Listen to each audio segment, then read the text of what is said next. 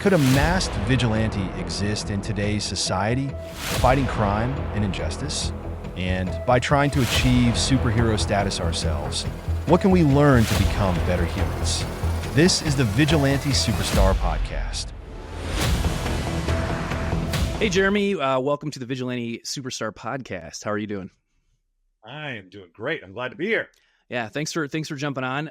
So we worked on a project that, well, we didn't go anywhere with it at some point. You were hired for a while. We worked together briefly, and you wrote a really cool screenplay that we couldn't afford to do. So we, just moved on and did a really cheap one. But anyway, so I've crossed paths with you a few times, but I know that you can offer a lot of expertise to this conversation. So thanks for jumping on. I thought that would be good for you to start by just talking a little bit about who you are, what you do, and maybe why I would even invite you on this podcast, because you obviously have a lot of expertise. You're in a new documentary I'm working on, also known as Vigilante Superstar, and so and you have a huge part in that, kind of narrating through the entire documentary. So this will be a similar type conversation. But why don't you just give us a quick 30 seconds to a minute summary of kind of what you do?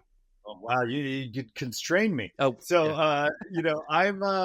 one of the millions of Hollywood writers that came out to LA to become a writer, and I was blessed and fortunate enough to make a career in the stuff I loved growing up. So mostly I've been doing Warner Brothers superhero animation for a long time, and I parlayed that into a somewhat successful career writing comic books for DC Comics right now. I write Green Lantern, I write The Flash. I've written Batman and animated movies, one with Bruce Timm, and I've also done some Lego Batman stuff.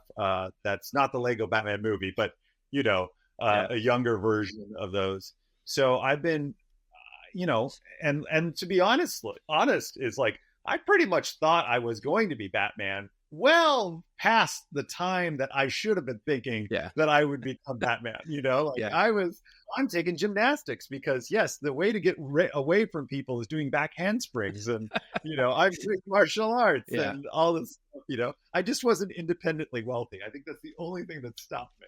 That's what would keep you from it, for sure. I mean, you obviously have all the physical stature to do it. It's just Now as I scramble toward the 5'6", 170. Is that what you are?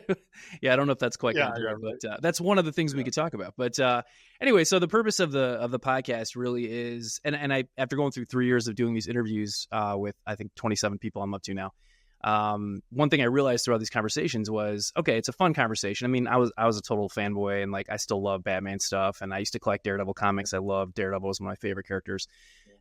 So I'm still like very much in that world. I love the new Matt Reeves Batman. Just anything I can get, I love to consume that stuff.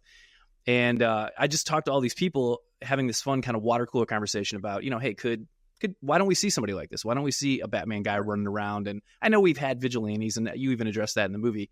There's people who have been vigilantes, in air quotes, who have done really profound things, or heroes that have risen up to, whether it's overthrow a government that's corrupt or stand up against injustice. There, we have stories like this. But, looking at someone like Batman, for example, why couldn't someone like this exist in the modern days of, with technology and with all the we know about fitness and training? And then the second part of that was, after having all these conversations, I realized that there's a bit of a self-help part to this. Every person I talked to was kind of like, yeah, it's fun to talk about this. But in reality, like if you just try to eat this way or work out this way or be more aware of your surroundings or train in this or learn a new skill, it actually makes you a better human being. And whether that's empathy, compassion, or just some practical trade that you learn, it can kind of better you as a human and maybe even improve your happiness a bit in terms of just kind of achieving those levels. So yeah, are we going to be Bruce Wayne, Batman, and Prime? Very few people on the planet probably are like that, but it's a fun conversation to have. So that brings me to you, because you have a lot of the history of comic knowledge and all the different heroes and some of these more vigilante type heroes that don't have the godlike powers. Okay, so what do the comic books tell us about why vigilantes tend to rise up? I think I know the answer, but you can give us a bit more of a story perspective. Like, why do these people, I know that we're telling stories and it goes back to Zorro and the Westerns and all those kind of things, but why do we have these vigilantes in comics and stories rising up to fight injustice? So much of it has to do with kind of like a weird not weird, but like an anti-authoritarian streak in a certain way, especially with Batman in particular, because you're dealing with somebody that has to do it because the system is not doing it. You know, it's a reason why, if you notice, like in New York and Manhattan, which, you know, is kind of a corollary to Gotham in a way, during the 60s and the 70s, when it was really, really bad and there was tons and tons of crime, you would be seeing a lot of pop culture and media coming out of that, whether it was Escape from New York or Death Wish, which are kind of the extreme examples of vigilantism, right? I don't think it's dissimilar to that. The idea that I have to now take on this role because the people that's supposed to take on that role are not doing it. You know, the police are not doing it.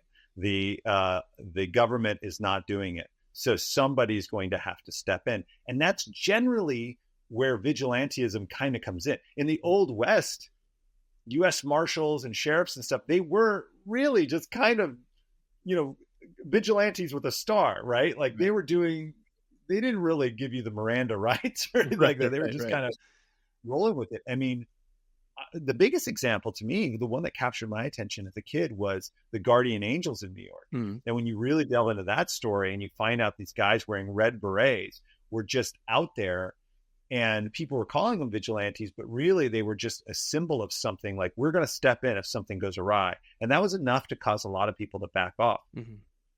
You know, but that's the reason in my mind is you have the people that get powers, right?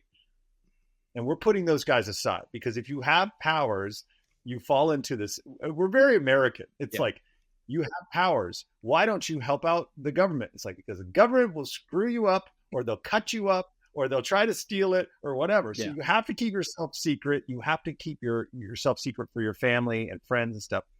But people like, you know, Daredevil, although he has some power, and Batman, it's like it becomes more of a local thing. It becomes a thing like the entire police department's corrupt, so no one's going to do anything, and you're taking it upon yourself. There's a psychosis there, obviously, because you're willing to step over the line of law and say, I'm going to do this, even though it'll probably end up with me in jail. You know? Yeah. And in comic lore, I mean, I'm not as well read as you are in this area, but seemingly there's a lot of origin stories that lead people to, like, they feel like there's no other choice. Like, okay, the legal system let me down. My wife, my parents, my whatever were killed. This happened to me.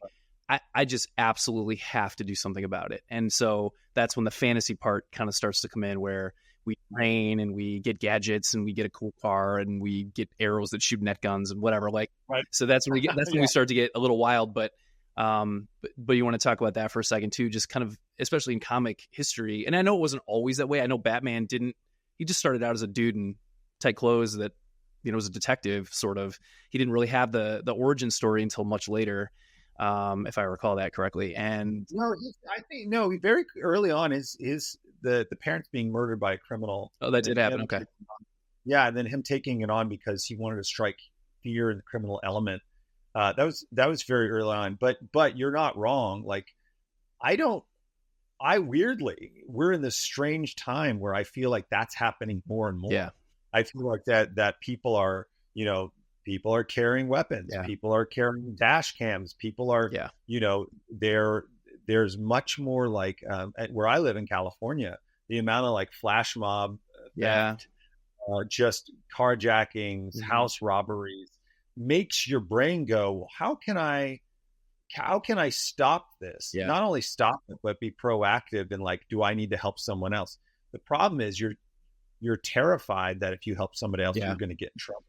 You know, that's the thing that you have to somehow, I think it's interesting about comic heroes in a lot of ways. We all know that what they're doing is just, it's just that they're doing it. And unfortunately, you know, if they do it and get caught, they're going to be in trouble. Yeah. You know, because you're just like, well, I get it. Yeah. But the way our legal system is too, it's like, you know, you're innocent until proved guilty, and there's all this stuff. And I'm not saying that's bad. I'm just saying in the fantasy of it. I'll give you an example. We had a break-in not too far away, and of course the algorithm picks it up And immediately Instagram is like showing me security measures. But the one that came across that I thought was fascinating, it was like an Xbox controller, and it was a remote paintball gun that you put on your house that will fire paintballs at somebody as they're trying to break into your car or whatever. And I was like, that's a gadget. That is a straight up, like, you know, it's that vigilante in Portland that walked around with bear mace, you know, because he's like, well, I need to do this. They were just doing it out in the open. And actually, another weirdly thing, post-COVID, the ideas of having a masked vigilante are much higher, because the mask situation is like, well, everybody can wear masks now. So, you know, the criminals are doing it. I could totally see somebody else doing it. Well, that's what I think you said this in the movie too. You talked a lot about this back a couple of years ago, but you know, when things start to get wild, you know, we saw a lot of that it makes me think about this next election cycle, even not to get political, but it scares me a little, whoever gets elected, that the other side is going to maybe riot or protest. And those protests are no longer as peaceful as they used to be, seemingly. There's more chance of violence because both sides show up. And we've seen a lot of, you know, fights and people getting beaten badly. And, you know, and so you have to wonder if things start to become more like the Wild West, for lack of a better word, you might start seeing more of that, which I've said this just outside of this project. I've said, you know, if things start to if they start to really degrade, and it even comes out to the suburbs, you know, people are going to start taking action. People, whether it's on the border, whether it's in these big cities, like you said, paintball, great. It's non-lethal. You can, like, my son lives in Chicago and he's got pepper spray and those kind of things. Those are great measures. But, you know, if you get mobbed by 7 guys, like, you're in trouble. And like, well, what are you supposed to do if the cops can't be everywhere? It's not their fault. They want to do more. They just can't be in all these places. So it makes you wonder, like, is this, like, I've talked to, through this journey, probably 4 special forces guys, and they're pretty elite special force. They're not just like, oh, I was in for a couple of years and got out. I mean, these are like lifers who did multiple tours of duty, and they're essentially doing these kinds of things, very clandestine, but they're on a team. They're sanctioned by the military. But it just goes to show that it could be done with the proper intelligence and all those things too. So, but yeah, you just wonder with the way things are moving. We're not moving in a great direction. We're very divided. And you have to wonder if, like, and I'm certainly not promoting it, but will this happen more going forward? Yeah. I feel like it's more going to be like V for Vendetta. Yeah. You know, it's going to be a level of, like, you know, if we're just talking in fantasy mode, it's like, am I going to be, I could probably respond to a criminal action faster than the police can. And I'm just saying that because they're understaffed. They're stretched thin. They have to prioritize problems. So if somebody gets carjacked or a purse happens, it can be sometimes 50 minutes before they get a police report or this guy out. So if I'm monitoring some sort of thing and I go out there and, you know, find the car and smash into it, the problem always comes down to the granular, like, person on person confrontation. You know, because it's like, well, I don't care how good you are as a fighter. If you get hit on the chin the wrong way, you're done. So, you know, do you start doing, like we talked about, is it like, you know, the net guns? Maybe it's not the net guns. Maybe it's tear gas bombs. Maybe it's, you know, whatever it is, somebody is going to do it. You know, somebody's going to, like, I've thought about this. I've thought about, like, I remember somebody saying there was like a mall shooting. There was a special forces guy. And he said, my first priority was get my family out, but then I was going to go back in and neutralize the threat. Like, that was their mindset. That's what they were trained to do. And that might end up being illegal to a degree. That might end up putting you in trouble. But their mindset is, but I have to stop them from hurting people. Right. And that is kind of the superhero mindset. Sure. Right. That is very much a revolutionary. It's like the greater good, or the good of these people, outweigh my own, you know, consequences that may happen. Right.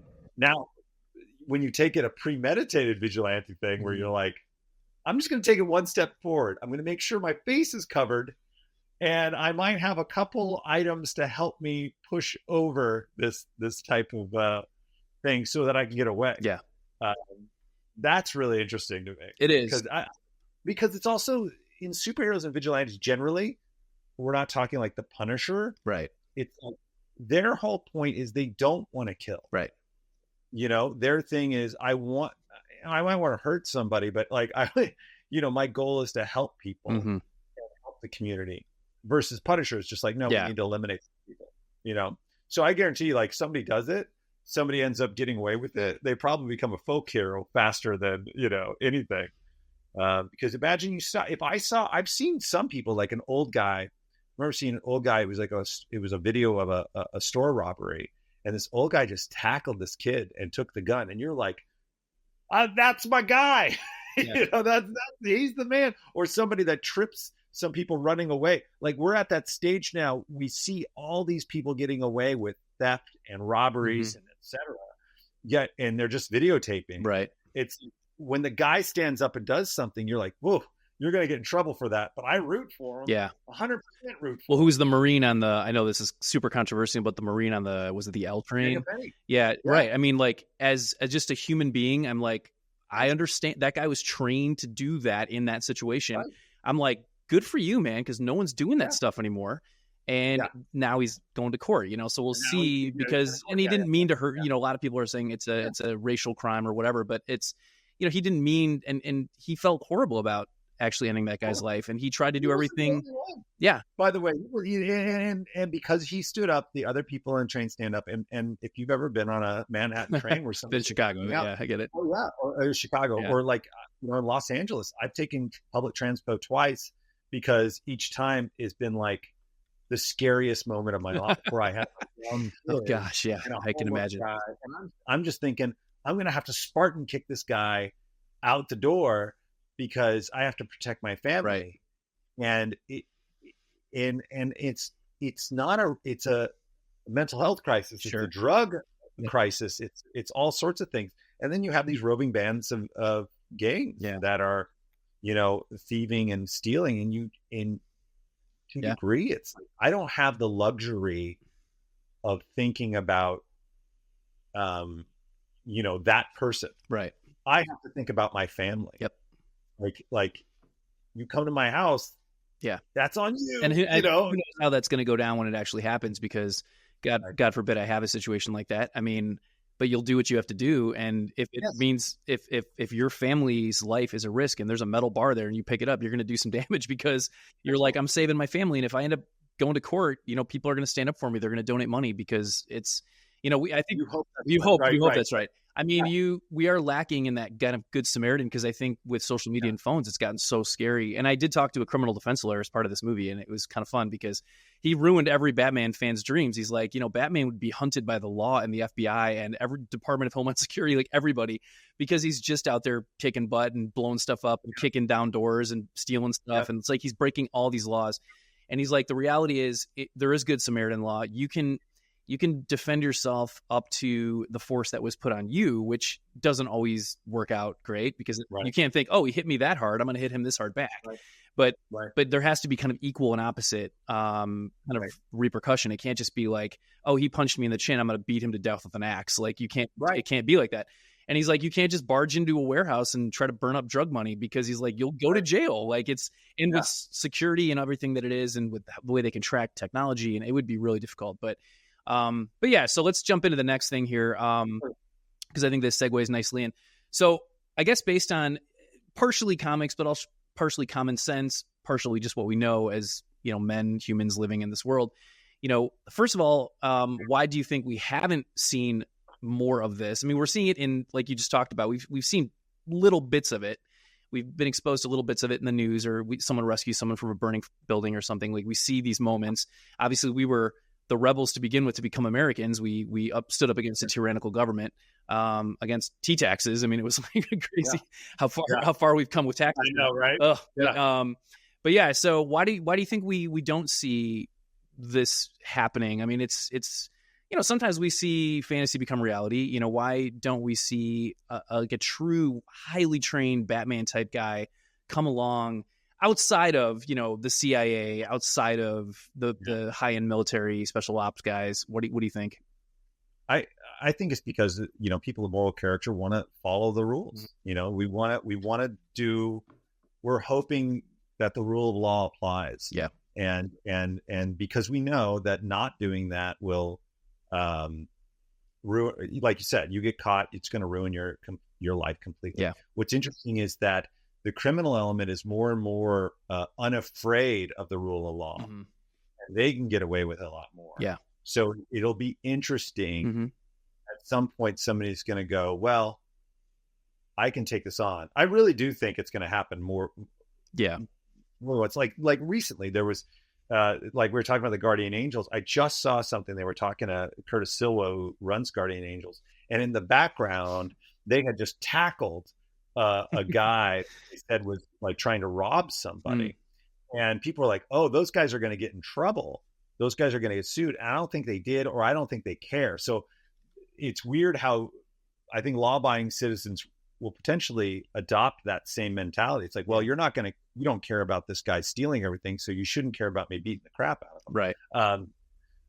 Unfortunately, that's not how the legal system works. I just think at some point somebody's going to go, I really do. I think somebody's going to go, all right, well, I see this person coming out of Target, with a shopping cart that he didn't pay for, and they're videotaping, and I'm just going to put on a mask and deck him in the face and then run off, Yeah. And that'll be the start of, well,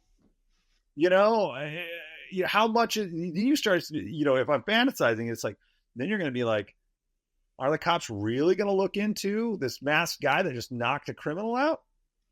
I don't know, maybe it's like varying degrees of what you could even, just like the criminals, like there's certain crimes that they just don't, you'll see people tearing iPhones out of an iPhone store, and it's like, are they really, they're probably 1,000th on the list. It could be the same thing for the good guys, where it's like, and by the way, this is where the disclaimer will go on the bottom, where it's like, Jeremy is not condoning becoming a vigilante, but no, it is fun to think about. And I think every guy, like my wife never thinks about this stuff, but like every dude is just like, man, it'd be so cool if I did this, or if guys did this. And we know that's why I love the special forces guys. They're just like the most badass guys. Like, and they just they're like modern day Spartans. They live their life to this day, 10 years out of the military, still training, still working out, still doing martial arts, still doing Brazilian jiu-jitsu, still firing weapons. Like, they are the modern day Spartans. And unfortunately, that population is really shrinking in the United States. More and more people just can't even serve in the military. They can't qualify. But what do you think? Okay, so this is kind of a fun, fantastical part of the conversation here, but like, what do you think it would take, just in your opinion, knowing all that you know about comic history, and even just with technology and where we're moving with technology, like, what do you think it would take for someone to do it? I mean, to do it right, and obviously we're talking about a huge span of time here, to train, and you can't be an 80-pound, 5'6" person and go fight crime. You're going to get wasted. I don't care what you know. But what do you think? I don't think, see, I would disagree with you there. I don't think it's about that. I think it's about, I don't think you're going to go up and fight somebody. Mm-hmm. I think you're going to figure out ways to incapacitate them without even getting near them. Yeah, true. For sure. It's going to be sound technology that they use to some effect in certain things, where you can make people vomit at a certain frequency. Right. Hazing, smoke. The guy wouldn't have a Batmobile; he would have a motorcycle, so that he could, you've seen, if you've done any investigation, you can see motorcycles are way better in urban populations. Number one, number two, cops will only chase you for so long, right? And so there's a certain, once you start mapping that out, exit points, right? Like, you have to be very strategic about it, right? But also then you have to figure out who your targets are going to be. Mm-hmm. So if it's the target of opportunity in terms of, and we're just talking fantastical, but like, you're talking about, like, are you going to be in that area when the 7-Eleven gets robbed? That's harder versus, I know this guy's a drug dealer, and so I'm going to figure out, that's always the thing that, that I think the first Punisher movie, I thought, not the first one, Dolph Lundgren, but like the second. Oh, I like that one a lot, actually. I do like that. The Thomas Jane one. He wasn't just guns a-blazing, which is usually what the Punisher is, but one of the ideas that he was using his ability to set up somebody for failure. That's interesting to me too, because cool.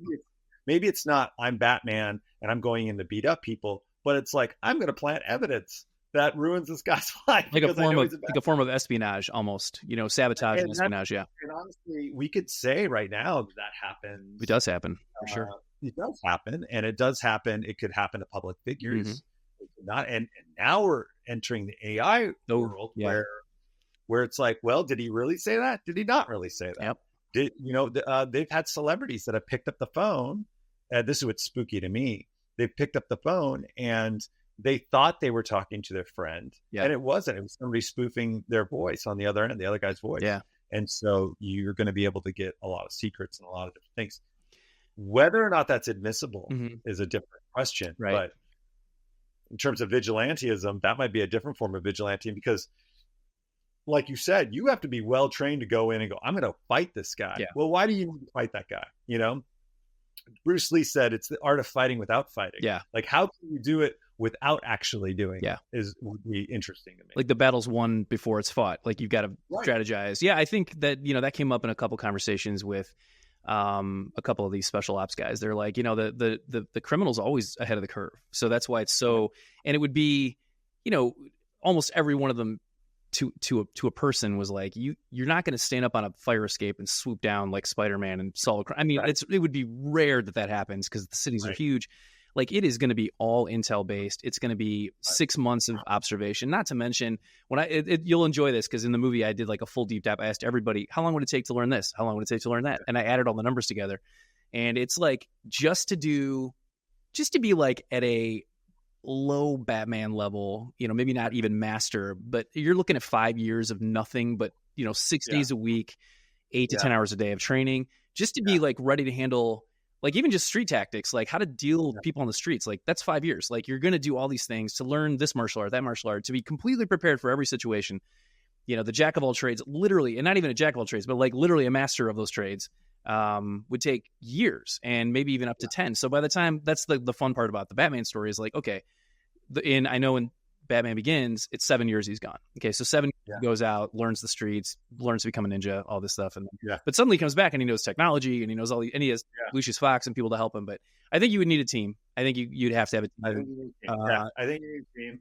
And also, that's the when you talk about this stuff making you better as a human. Yeah. Like even as a kid, when I thought I could be Batman, guess what? I was trying to run faster. I was trying to climb faster. I was trying to swim faster. I was trying to be these things because the idea that you put your singular focus into improving yourself so that you can become this other thing is such a great thing to think about. It's such a thing that you're like, I'm using this body that is given to me to try to put it to its elite level. I'm going to cut out the carbs and I'm going to go hardcore in. Yeah. But what, like you said, it's like then you're making a decision. And if you have that much money, this is always the conversation that comes back to Batman. It's like, is that the most effective use of your money to go out and punch people? That's why I think there's crazier and crazier villains that appear. Right. Because I am of the firm belief that we probably know all the main villains. Like we probably know who runs a drug cartel here or there or whatever. Right. And we probably know that they're dirty. It's about, how do we legally get them, shut them down? And that's a harder, it's the Al Capone. We got him on tax evasion. That was it, but and again, a lot of these people will just, disappear. Listen, the Epstein list, right? Waiting for that to come out. We all know these people went to prison, and it's like, but no one's been arrested. That's terrifying. So that's probably some, not, this isn't a political thing, but it's absolutely some sort of intel operation that was trying to get dirt on people and leveraging that to blackmail or whoever. Yeah. And anybody's susceptible. That's what's crazy, right. I'm going to have to wrap this up, but right. Let me get to one last thing for you. And you kind of brought this up a little bit, but, through, and we probably even went off comics more than I thought we were going to, but that's okay. But, what in kind of this fantastic look at, could this guy exist? And I think you just referenced this a little bit, but, what can, I guess, trying to achieve certain elements of that, I'm going to use air quotes again, superhero status. Like, how do you think that we can become better people? Like, what do the comics teach us about? And even what do some of these common sense, real things we've talked about, what do they teach us about becoming a better human? Not just the physicality of like trying to perform your best with the body that you've been given. Right. But I always said like a lot of times the morality of comics would back up some of my religious morality. Sure. I'm a pretty religious guy, but like the fact that Batman wouldn't kill was something that we could all fundamentally agree with. Mm-hmm. And that he would hold that as a high esteem because he had a high esteem for the value of life mm-hmm. was a huge thing. I mean, obviously Superman and some of the more fantastical ones, they were very upfront about the kind of morality around those characters. Yeah. But people like Batman, which a little grayer, same with Daredevil, there was a morality there, but one of the big components of that was justice. Mm-hmm. Like they kept hammering justice. It was about the fact that the system that purports to hold up justice wasn't doing it, mm-hmm. and so they were going to do it. Yeah, and there's this kind of like supernatural belief in justice that it lives outside of us. That we all know that the minute you cut in the line in front of somebody, that's wrong. So I think we all have that innate part of us that are going like, it's wrong that these people are stealing and nothing's happening to them. It's wrong that they're bringing drugs into our community and nothing's happening to them. So I feel like that's a huge piece of it. It helps us. It helps galvanize us because the minute we dull that sense of justice and that sense of right and wrong, the world will just slip further and further into chaos. I agree. Well, thank you so much for your time today. Let's do this again. I think we can do a part 2. We were both a little crazy with time today. Sure. I'm not going to mention who forgot the podcast, but me. That was me. But we'll do it again. I think there's a lot more to talk about here. It's just locked up against some commitments. So thanks again for coming on, and we'll catch up again down the road. All right. Take care, man.